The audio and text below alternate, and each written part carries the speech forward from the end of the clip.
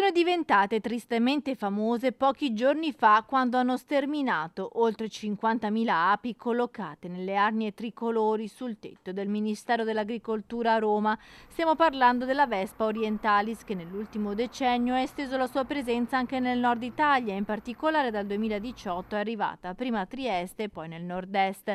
È una specie di calabrone particolarmente aggressivo, come ci spiega l'esperto dell'Istituto Zooprofilattico Sperimentale delle Venezie di Legnaro. Rappresenta un ulteriore pericolo, diciamo, per gli alveari, in quanto è una predatrice di api, in quanto diciamo, trova nelle api una importante fonte alimentare. Sostanzialmente le api rappresentano un'importante fonte proteica che la Vespa appunto utilizza per l'alimentazione della covata.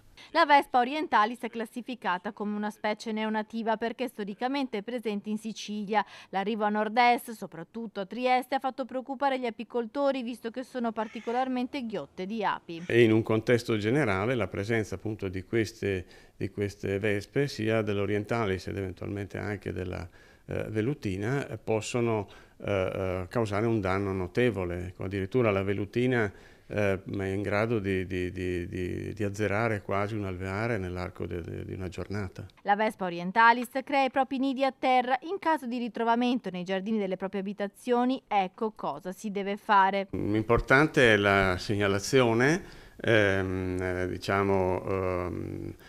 ai servizi veterinari, anche se la competenza non è specifica dei servizi veterinari, però è importante, sono un importante punto di riferimento. E poi i servizi veterinari, i servizi delle ASL hanno la possibilità di intervenire per neutralizzare questi nidi qualora rappresentassero effettivamente un pericolo per la popolazione. Anche sull'uomo può avere conseguenze fastidiose e dolorose in caso di puntura, come accade con il calabrone europeo autoctono. È importante ovviamente, nel limite del possibile, evitare il contatto con la vespa e quindi se si dovessero incontrare le vespe è importante rimanere fermi e allontanarsi lentamente, evitando ogni reazione, ogni movimento, no? In genere si cerca di scacciare